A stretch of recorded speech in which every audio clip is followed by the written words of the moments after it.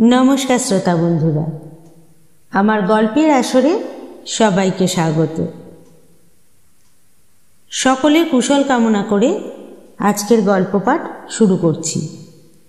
आज आमी आपनादेर शोनाबो प्रख्यात साहित्यिक हेमेंद्र कुमार रायेर लेखा गल्प के।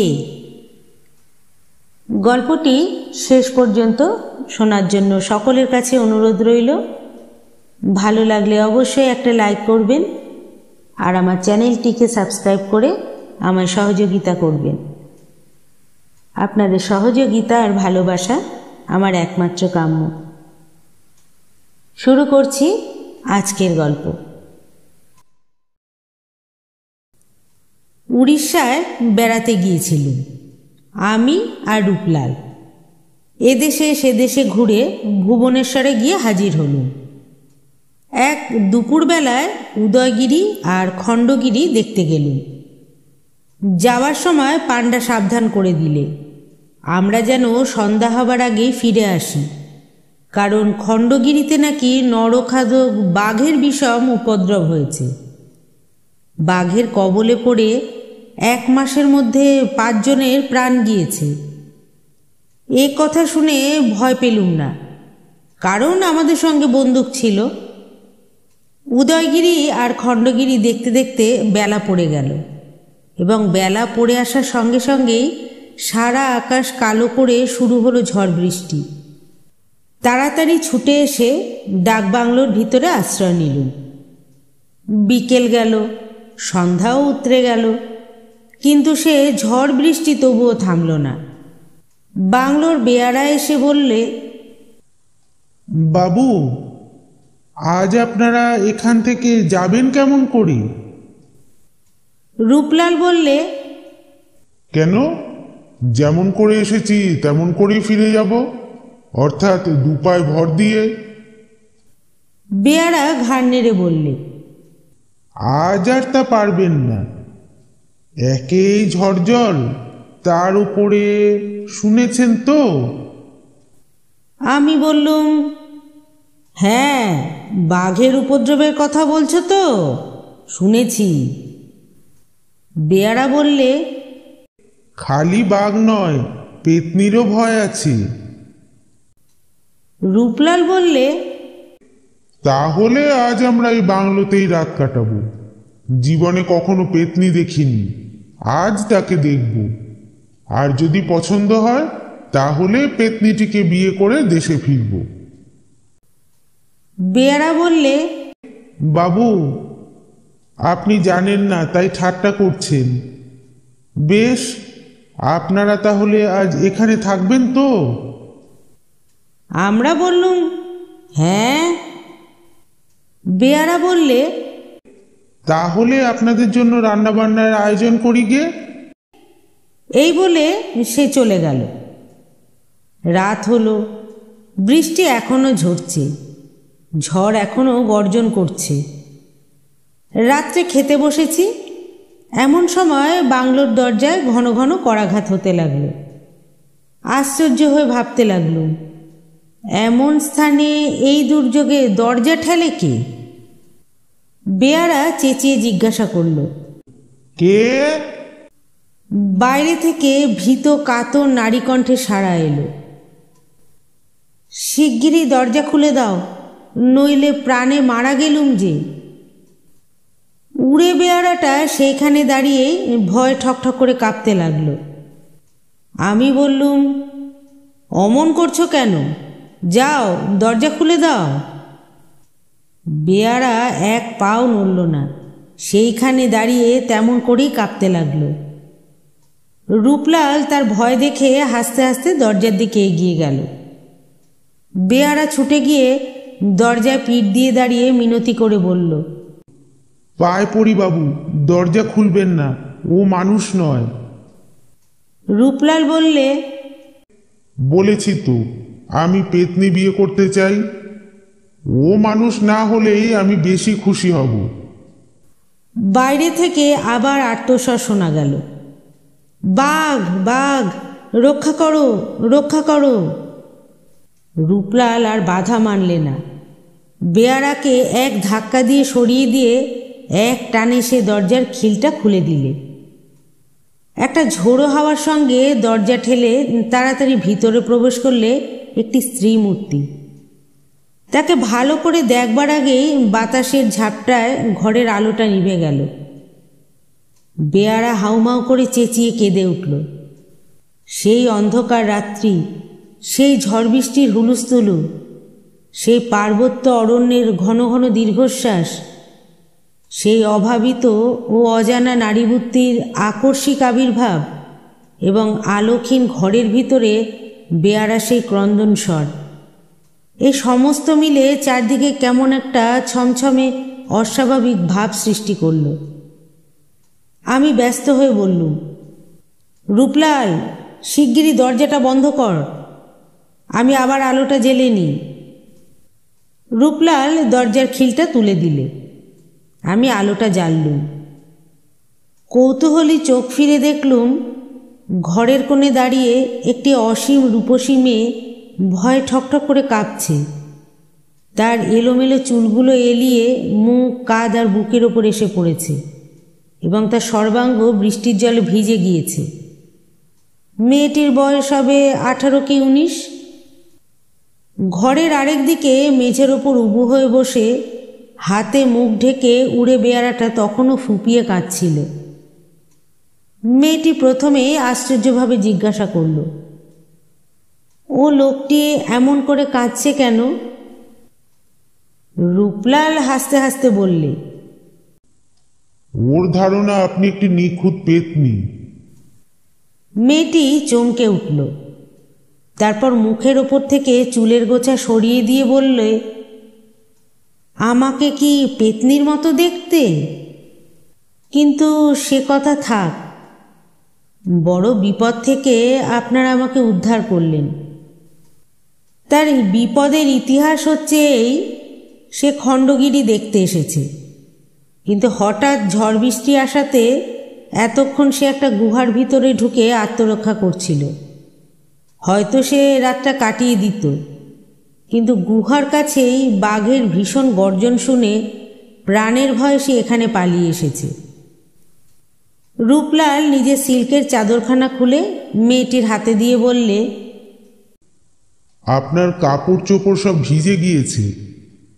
পাশের ঘরে গিয়ে ভিজে কাপড় ছেড়ে আপাতত এই চাদরখানা ব্যবহার করতে পারেন, কিন্তু আজ রাতে খাবেন কি?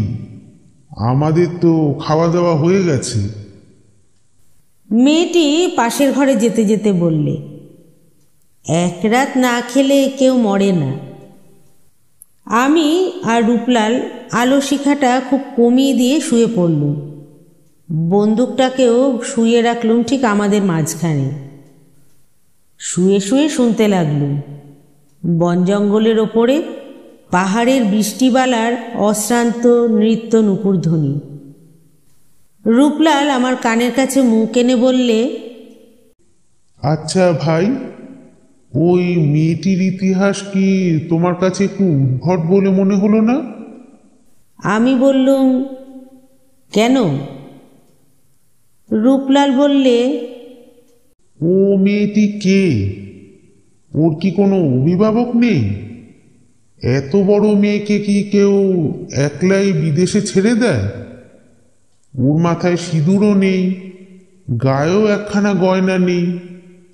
ওর সবই কেমন যেন রহস্যময়।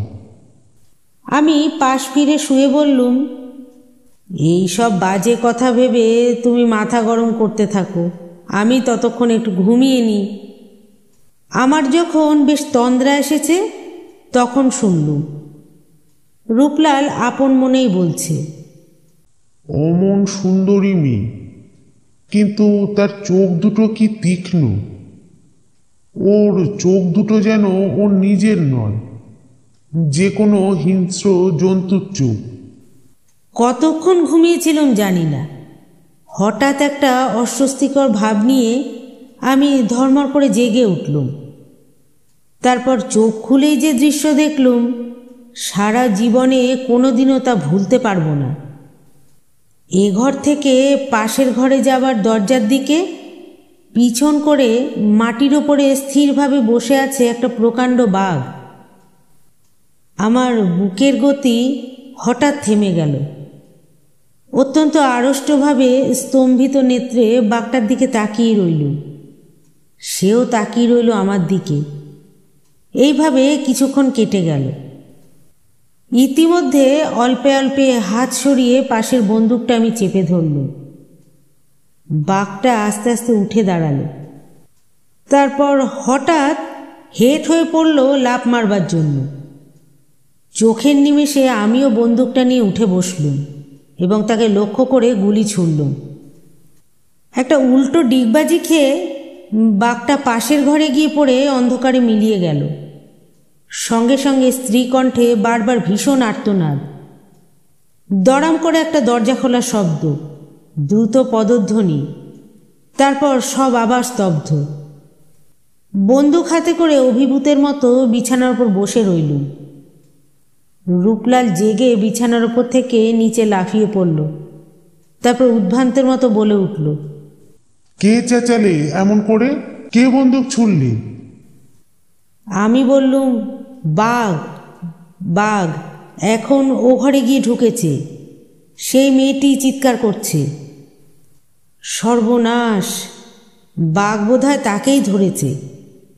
বলতে বলতে বেগে রূপলাল পাশের ঘরে গিয়ে ঢুকল। আমিও বন্দুক আর লণ্ঠনটা নিয়ে তার সঙ্গে ছুটলুম। পাশের ঘরে কেউ নেই, খালি একটা খোলা দরজা দিয়ে হু হু করে জোরালো হাওয়া আসছে। রূপলাল বেদনা বিদীর্ণ স্বরে বলল, আর কোনো আশা নেই। অভাগী শেষটায় সেই বাঘের কবলে গিয়ে পড়ল। কিন্তু বাঘ এখানে এলো কেমন করে?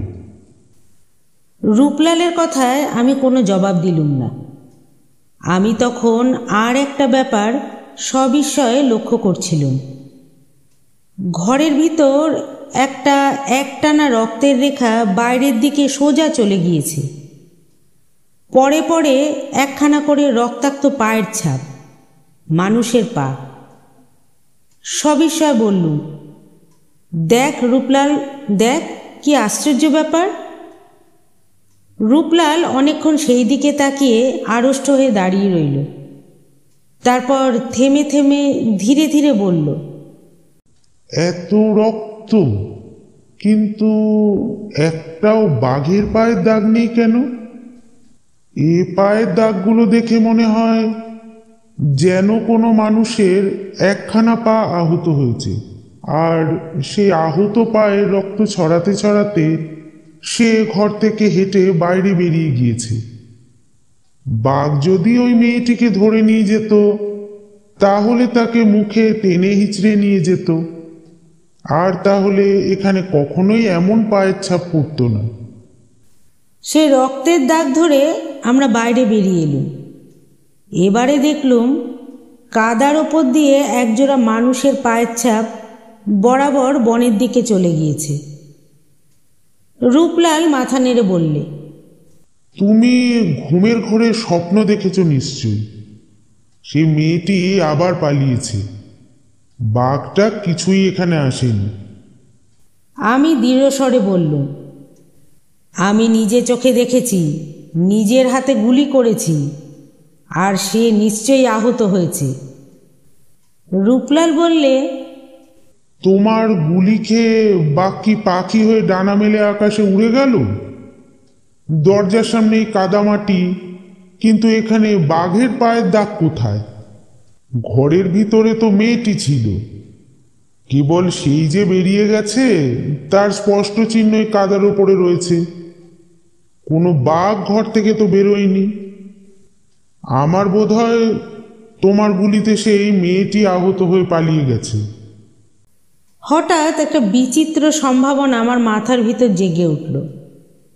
তাড়াতাড়ি রূপলালকে টানতে টানতে আবার ঘরের ভিতরে এনে সজোরে দরজাটা বন্ধ করে দিয়ে সভয়ে আমি বললুম, রূপলাল, পৃথিবীর সব দেশের লোকেরই একটা বিশ্বাস আছে, কোনো কোনো বাঘ নাকি আসলে বাঘ নয়।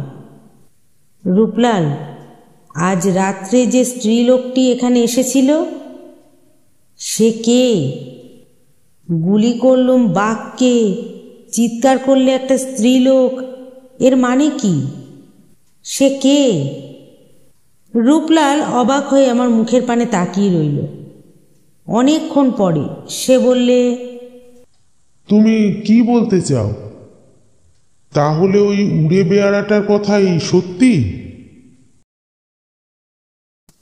গল্পটি এখানেই শেষ হলো। আশা করি আপনাদের ভালো লেগেছে। ভালো লাগলে অবশ্যই একটা লাইক করবেন আর আমার চ্যানেলটিকে সাবস্ক্রাইব করে নেবেন। আবার আসবো আমি এই রকমই আরেকটি গল্প নিয়ে। ধন্যবাদ।